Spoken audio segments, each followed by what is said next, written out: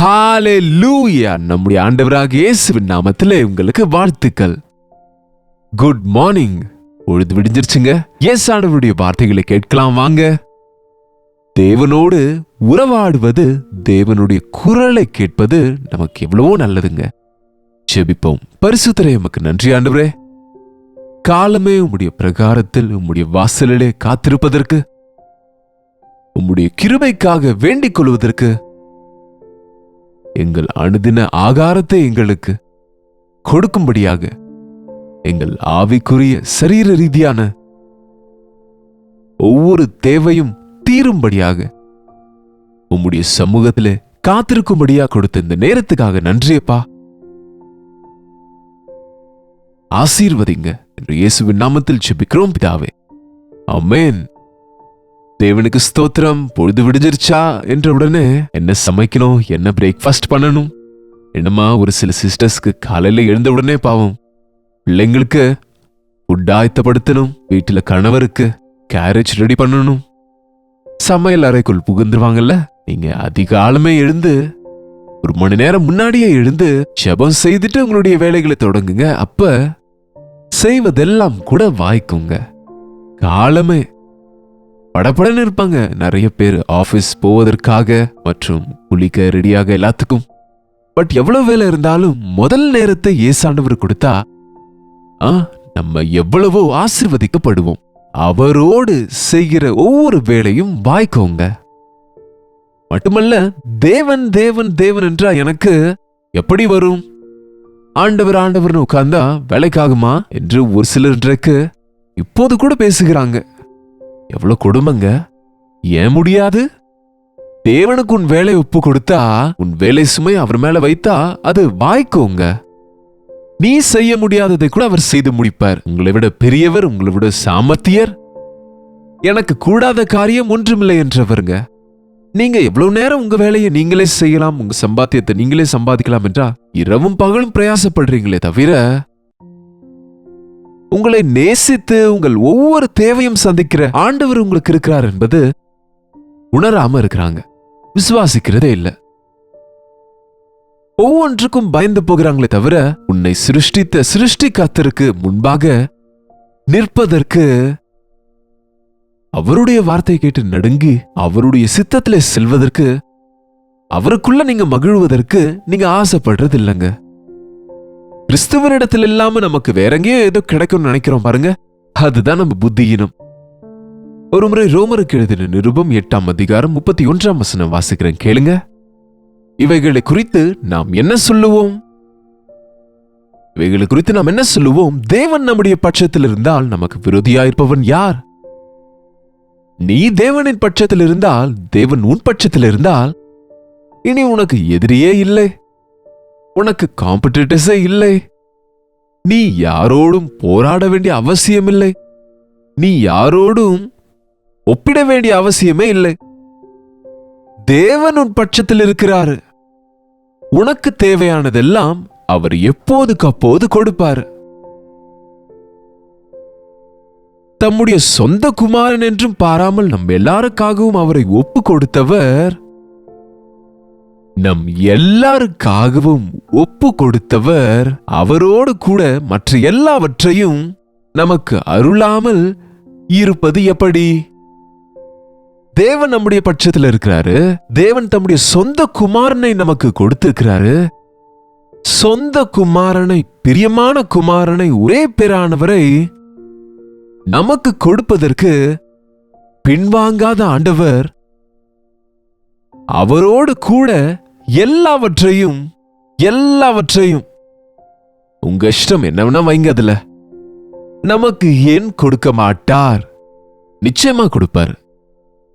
விசுவாசிக்க கூடுமானால் விசுவாசிக்கிறவனுக்கு எல்லாம் கூடும். கிறிஸ்துவ நமக்கு கொடுத்திருக்கிறார். கிறிஸ்துவுக்குள்ளே அறிவு, ஞானம், எல்லா ஐஸ்வர்யமும் அடங்கி இருக்கிறது. கிறிஸ்துவை உடையவர்கள் பாக்கியவான்கள். கிறிஸ்துவை உடையவர்கள் நிறைவுக்குள்ள இருப்பாங்க. கிறிஸ்து எல்லாவற்றையும் நமக்கு செய்கிறவரா இருக்கிறார். என்னத்தை உண்போம், என்னத்தை குடிப்போம், என்னத்தை உடுத்துவோம் என்று ஆகாரத்தை குறித்தாவது வஸ்திரங்களை குறித்தாவது கவலைப்படாதீர்கள். ஆகாரத்தை பார்க்கிலும் ஜீவனும் வஸ்திரங்களை பார்க்கிலும் சரீரமும் முக்கியமானது இல்லையா? சரீரத்தை கொடுத்தவர் அதை போஷிக்க மாட்டாரா? ஆத்மாவை கொடுத்தவர் அதை காக்க மாட்டாரா?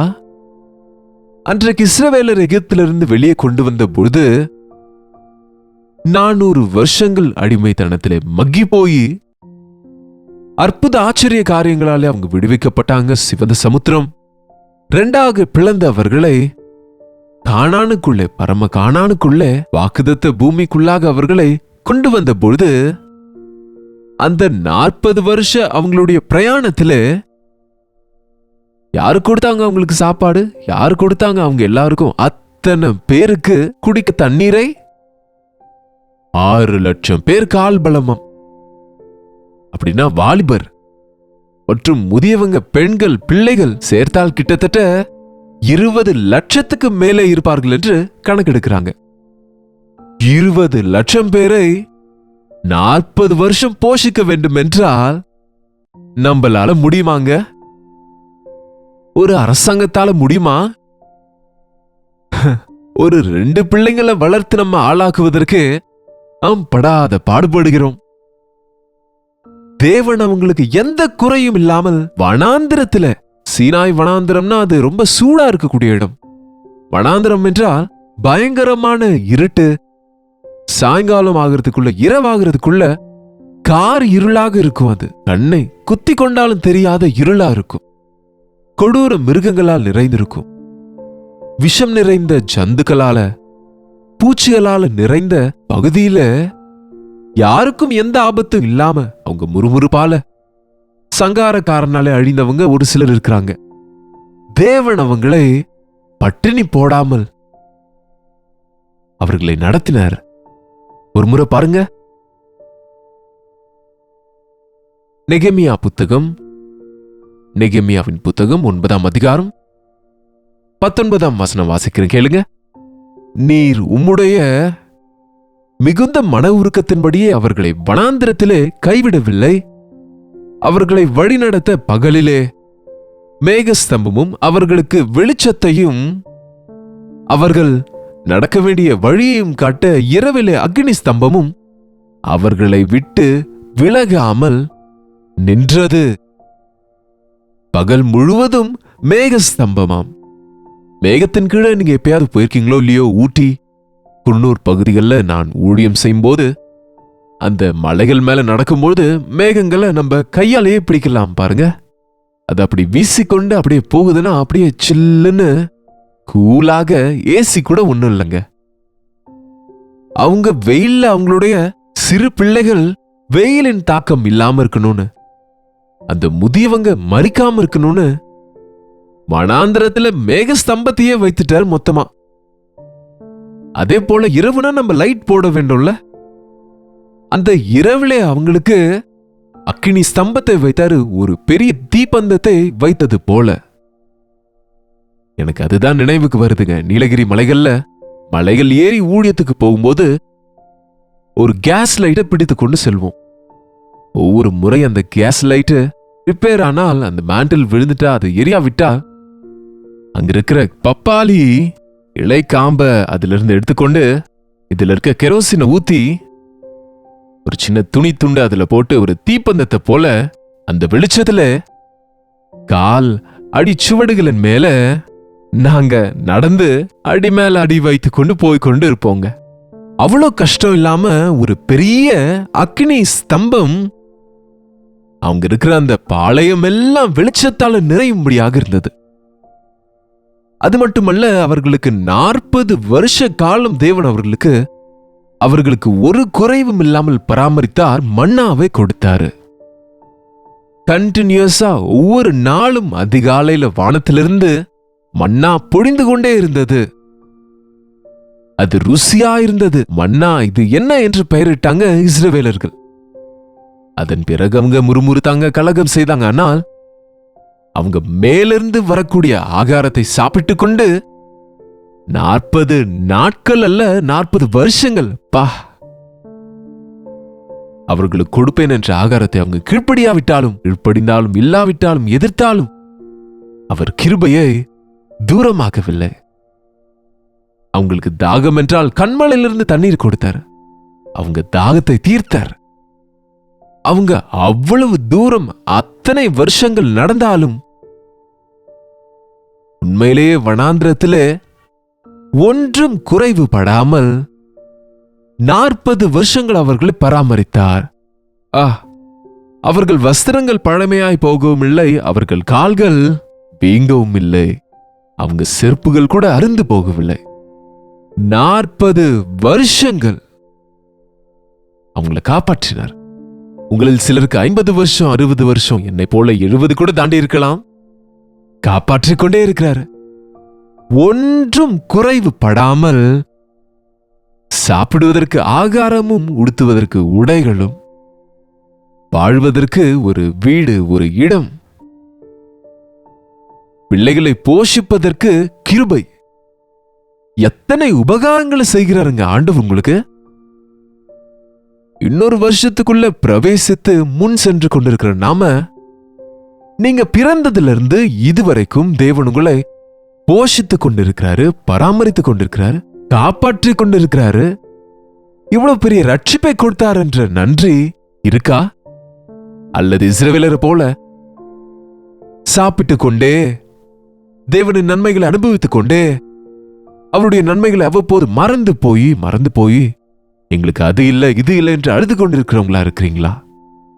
இந்த வருஷத்துல இல்லாதவைகளே நினைத்து கொண்டு அழுது கொண்டு இருக்காதீங்க. இல்லாதவைகளுக்காக அழாதீங்க. இருக்கிறவைகளின் நிமித்தம் சந்தோஷப்படுங்க. தேவைப்பட்டால் இல்லாததை கூட தேவன் உனக்கு கொடுப்பார். எனக்கு என்ன கொடுத்தார் தேவன் என்கிற வார்த்தை எப்பொழுது உங்க கோபத்துல கூட, வேதனையில கூட உங்க வாயிலிருந்து வர வேண்டாம். அவர் எத்தனையோ நன்மைகள் செய்கிறார், இன்னும் செய்து கொண்டே இருக்கிறார். அவருடைய ரிசோர்சஸ் முடிந்து போகாதுங்க. அவர் நமக்காக வைத்திருக்கிற நிதிகளுக்கு முடிவே இல்லை. நம்மை நேசித்து தம்முடைய சொந்த குமாரனை உயிர் தியாகம் செய்யும்படியாய் கொடுத்த தேவன் அவரோடு கூட எல்லாவற்றையும் நமக்கு ஏன் கொடுக்க மாட்டார்? கொடுப்பார். என்ன வேணுமோ கேளுங்க, கேளுங்கள் உங்களுக்கு கொடுக்கப்படும் ஆண்டவர் சொன்னார்ல. என் நாமத்திலே நீங்கள் எதை கேட்டாலும் கொடுப்பேன் என்று ஆண்டவர் வாக்கு பண்ணியிருக்கிறார்ல. விசுவாசத்தோடு கேளுங்க. ஞானம் குறைவா இருந்தா கேளுங்க. உன் ஆபத்திலே என்னை நோக்கி கூப்பிடு. உன் பிரச்சனைகளில் எனக்கு ஜெபி, நான் உன்னை விடுவிப்பேன். உன்னுடைய குழப்பமான சூழ்நிலைகளில் என்னை நோக்கி கூப்பிடு. உனக்கு எட்டாத விஷயங்களை உனக்கு வெளிப்படுத்துவேன். பைபிளை வாசிங்க. தேவனின் அன்பு நம் பேரில் எவ்வளவு பெரியதோ, தேவன் நமக்காய் கொடுத்திருக்கிற வார்த்தைகள் எவ்வளவு இருக்கோ, நாம சோர்ந்து போகாம, நம்ம நின்று விடாமல், நம்ம வருத்தப்படாமல், நம்ம அழுது கொண்டு இல்லாமல் அவருடைய வாக்குத்தத்தங்களை பிடித்துக் கொண்டா அது நிறைவேறுதல நம்ம வாழ்க்கையில பார்ப்போங்க. இந்த 2026 வருஷத்துல உங்க வாழ்க்கையில ஒரு நிறைவுள்ள வருஷமா இருக்க வேண்டும் என்றால், கர்த்தரோடு நடந்து கிறிஸ்துவை உடையவர்களாய் எப்போதுக்கு அப்போது என்ன வேண்டுமோ அதை அவர் கொடுக்கும்படிக்கு. உங்களுக்கு வியாதியா? அவரே மருத்துவர். உங்களுக்கு குறைவா? அவர் எல்லாமே நிறைந்த சம்பூரணர். உங்களுக்கு பயமா? அவர் உங்கள் கையை பிடித்து நடத்துகிறவர். உங்களுக்கு கலக்கமா? உங்களை தேற்றுகிறவர் அவர். உங்களுக்கு துக்கமா? உங்க கண்ணீரை துடைக்கிறவர் அவர். உங்களுக்கு பசியா? உங்களை போஷிக்கிறவர் அவர். உங்களுக்கு தாகமா? அவர் இனி என்றைக்கும் தாகம் கொள்ளாத ஜீவ தண்ணீரை கொடுக்கிறவர். இவ்வளவு பெரிய இயேசாண்டவர் நம் தெய்வமா இருக்கும்போது, அவரோடு சொல்லிக் கொள்ளாமல், அவரை கேட்காமல் நீங்களே ஏதாவது செய்யலாம் என்று நினைக்கிறீங்க தவிர, ஒவ்வொரு காலையும் அவருடைய கிருபைக்காக வேண்டிக் கொள்ளுங்க. நாள் முழுவதும் அவருடைய உதவியை கேட்டுக்கொள்ளுங்க. சந்தோஷமா திருப்தியாக வாழ்ந்து உங்க வாழ்க்கையில தேவனுக்கு இருக்கிற திட்டங்களை நிறைவேற்ற முடியும். ஜெபிப்போமா? பரிசுத்தரே, அன்புள்ள தகப்பனே, இன்னொரு முறை உமக்கு நன்றிகளை செலுத்துகின்றோம். எங்களுக்காக உம்முடைய சொந்த குமாரனே கொடுத்தீரே. என் இயேசாண்டவர் எனக்காக இந்த உலகத்துக்கு வந்து முழுவதுமாக நொறுக்கப்பட்டு தன்னைத்தான் வெறுமையாக்கிக் கொண்டு கோராதி கோரமான தண்டனையை சகித்துக் கொண்டு எங்களை விடுவிப்பதற்காக, எங்கள் பாவங்களை மன்னிப்பதற்காக செய்த யாகத்திற்காக ஆண்டவரே உம்மை துதிக்கிறோம் அப்பா. எங்கள் மனக்கண்களை திறந்து நாங்கள் ஆராதிக்கிற தெய்வம் எங்களை எவ்வளவாய் நேசிக்கிறீர் என்று விசுவாசிப்பதற்கு, எங்கள் ஒவ்வொரு தேவையும் சந்திக்கிறவர் என்று நம்பி உம்முடைய சமூகத்தில் நன்றிகளை செலுத்தி நாங்கள் வேண்டிக் கொள்ள எங்கள் ஒவ்வொருவருக்கும் உதவி செய்யும்படியாக இயேசுவின் நாமத்திலே ஜெபிக்கிறோம் நல்ல பிதாவே, ஆமென். நம் பிதாவாகிய தேவனுடைய அன்பும் குமாரனாகிய இயேசு கிறிஸ்துவின் கிருபையும் பரிசுத்த ஆவியானவருடைய அந்யோன்யமும் ஐக்கியமும் கூடி வந்திருக்கிற நம் அனைவருக்கும் எப்பொழுதும் சதா காலமும் துணையாயிருப்பதாக, ஆமென். தேவனுக்கு ஸ்தோத்திரம். உங்களுடைய ஜெப விண்ணப்பங்களை, பாரங்களை, பிரைஸ் ரிப்போர்ட்ஸ் எங்களுக்கு தெரியப்படுத்த 8939801234 என்கிற நம்பருக்கு ஒரு டெக்ஸ்ட் அல்லது வாய்ஸ் மெசேஜாக வாட்ஸ்அப் அனுப்புங்க. உங்களுக்காக நாங்க ஜெபிக்கிறோம், நீங்களும் தொடர்ந்து ஜெபிங்க. நிச்சயமா நம்ம ஜெபம் எல்லாவற்றுக்கும் தேவன் பதில் கொடுப்பாரு. டாக்டர் ஜே பால் யூடியூப் சேனல் லைக் பண்ண, ஷேர் பண்ண, உங்களுடைய விவரங்களை நீங்க கமெண்ட் பண்ண மறந்து விடாதீங்க. கர்த்தருக்கு சித்தமானால் நாளைக்கு இதே நேரத்தில் அனுதின தியானத்துல கர்த்தருடைய வார்த்தையோடு உங்களை சந்திக்கின்றேன். அது ஒரு கர்த்தருடைய கிருபை உங்களுக்கு துணையாயிருப்பதாக.